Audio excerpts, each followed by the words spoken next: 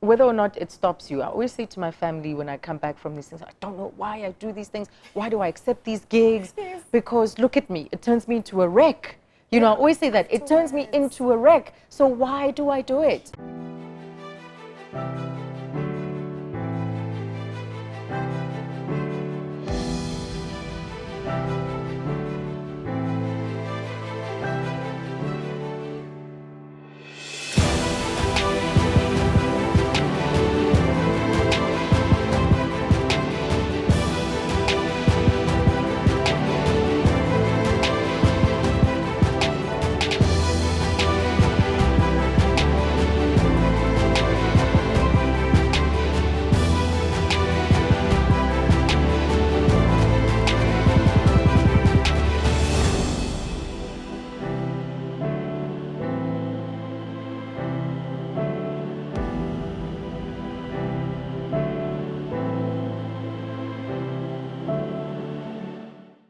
So promise me, perhaps remind me towards the later part of the interview. Let's do a bit of breath work. Teach me. Sure. Let's do a bit of breath work. Probably should have started with it. Probably, but anytime. Oh, I think it's man. one of the best interventions you could introduce to your day. Yeah. I know I'd be sitting at my desk, for instance, getting ready for my radio show, and then I can feel my shoulders. Before I would wake up to it, my mind would wake up to the tension later, Yes. when I'm starting to get irritable or visibly but now I can literally feel the tension. It's as if the strings of the muscles just start pulling, and then the shoulders tense up. And then I know, okay, no, it's time. It's time to just be mindful of what's happening in my body.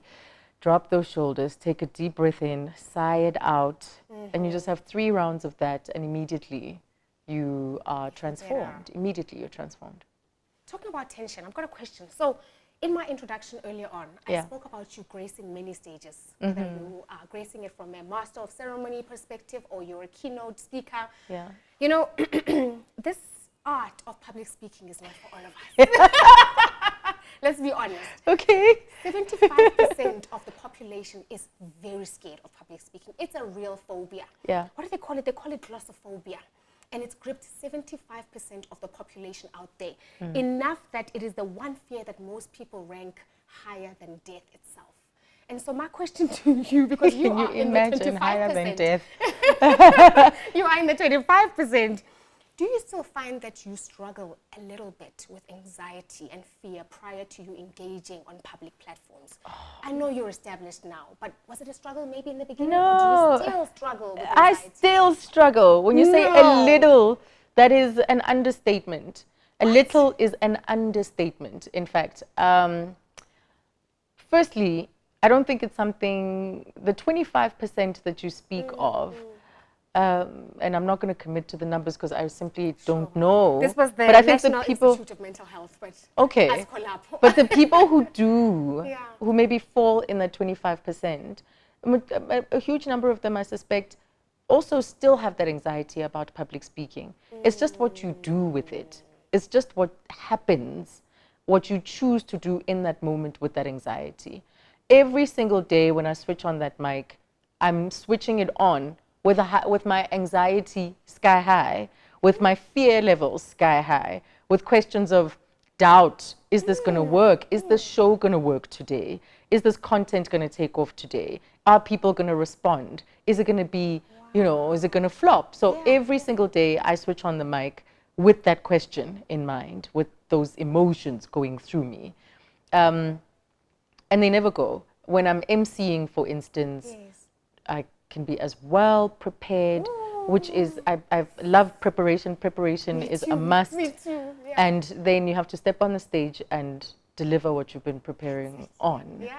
And there's never a stage that I've stepped on where I wasn't anxious, where I haven't been anxious, I didn't enjoy the experience. However, the ones where I have been anxious, I thoroughly enjoy it. Or the enjoyment levels, the satisfaction levels, rather, are higher. And so I think that, and what I now know about how the body reacts to stress, is that we need it. We need that stress. And when you don't have that understanding of what's going on, then you're likely to give into that fear and surrender to it and be impotent, because that fear can also stop you. It's crippling. It can just stop you dead in your tracks. But when you know what is happening and you have an understanding of that fear, then you're able to overcome it. Because what is simply at work, you have this autonomous nervous system, which regulates your fight or flight response on the one side and your rest and digest response on the other side. And both of them are important for life. Your fight and flight response, when I switch on the mic, of course, there's this fight or flight response, like, I can't do it. Oh my goodness, I'm just going to run out of the studio. You know, so that's the fight or flight response. But it's there to drive my adrenaline levels up. It's there to make sure that I can respond to threats, that I'm agile, that I'm thinking, I'm fast thinking. That you're prepared. Yes, it's not a lion. But previously, of course, in our evolution, it's because that when you're looking for, I don't know, when you're out on the hunt, there's a lion that might attack you. That's where the fight or flight response was absolutely necessary, that adrenaline will help you run fast, you know, away from the threat. But now our threat or our adrenaline levels are pushed up by emails, deadlines, sitting in traffic, performing in front of people. Yeah, all of that drives up our adrenaline levels and that fight or flight response. So when that happens, it shouldn't be something that you want to avoid. It's there to help your survival. You are on that stage and your survival is that you not bomb. You cannot freeze. Some people, yes, they will freeze, but I think once you know that it serves a purpose, it won't freeze you then. It serves a purpose so that you can perform. And before we evolved to where we are now, performance meant getting away from the lion. But now performance is delivering, and delivering with excitement, with enthusiasm. You're sweating, you're in that ball gown, you are sweating, just hoping it doesn't show through your makeup, but you must deliver. It's a question of survival. After all of that pre-production and you step on stage and you deliver what you do, now you have to get off and live with yourself. Get off stage and live with yourself and what you've just delivered on. One of the struggles that I find I have is that intense self-critique afterwards. Oh, Lerato, did you really say that? You could have said this better. It's not the way you practiced it. Come on. Did you really? Oh, my goodness. And so that takes a toll on me, so much so that when you have to go do it again, you're wondering, but how am I going to proof myself, bulletproof myself to ensure that I don't make the same mistakes? The honest truth is that you just never know what's going to happen. And so I'm wondering, do you get off stage sometimes? Do you walk off and you feel, what was that? The same thing. Really? I feel exactly the same thing. I'm very hard on myself. Very hard on myself, to the point where sometimes I don't even believe the good feedback. You know, like, no, they're just saying that. Yeah, they're just saying nice. that. Like, they're just being nice. You know. You know. I know it wasn't. Or, you know, so I definitely also feel that all the time. And what I wanted to say to you about that, it never, or rather, it's about whether or not it stops you. I always say to my family when I come back from these things, I don't know why I do these things. Why do I accept these gigs? Because look at me, it turns me into a wreck. You know, I always say that, it turns me into a wreck. So why do I do it? Why do I do this to myself in the days, in the pre-prod that you're talking about, in the researching, in the scripting, in all the work that you do ahead of time, and your delivery and thinking it out and running around, organizing this and that. The stress over a series of days leading up to the moment, I always think, is it worth it? Because here I am feeling so knotted and so stressed. And you have no appetite. Not sleeping well, no appetite. Exactly. But then afterwards, and then I say, when I complain, I wouldn't have it any other way. I wouldn't have it any other way. Because I feel like that's where I feel most alive. I feel, that's why I do radio as well. Same thing, that I wouldn't have it any other way, because I feel so switched on. You feel like everything there is to feel all the time when you're doing that. So choosing life without those things, for me, just seems like it would be less alive, Yes. that feeling of less Yes. alive.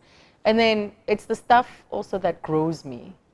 I'm on the edge all the time. I feel like I'm on the edge all the time, or I go to the edge frequently enough.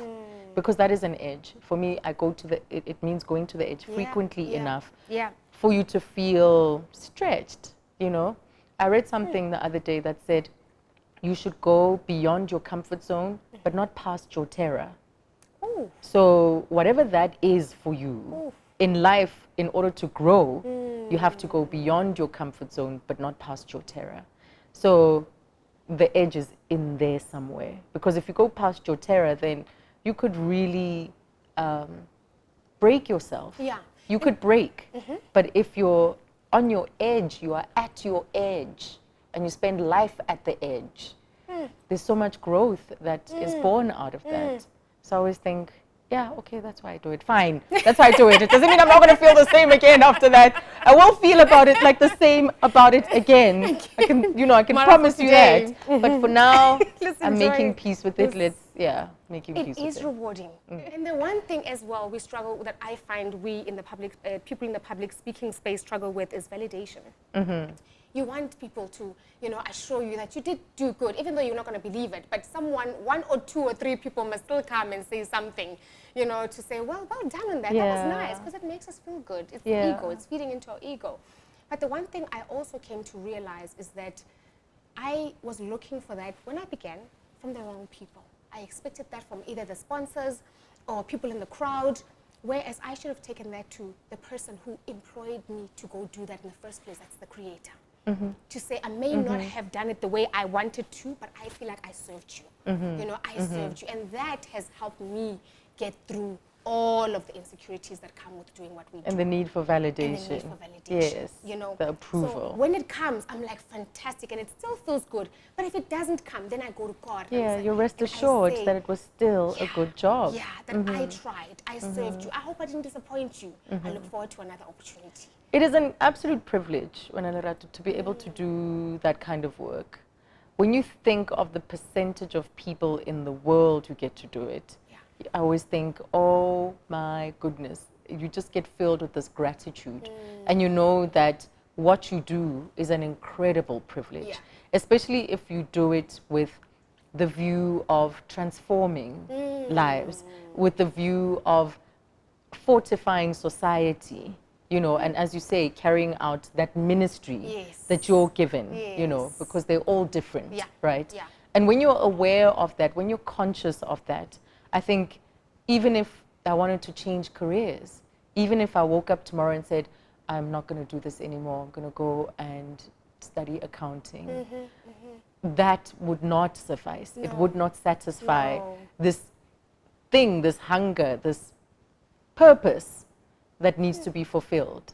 So absolutely, absolutely. That's where it comes from, and that's where all of that must flow from.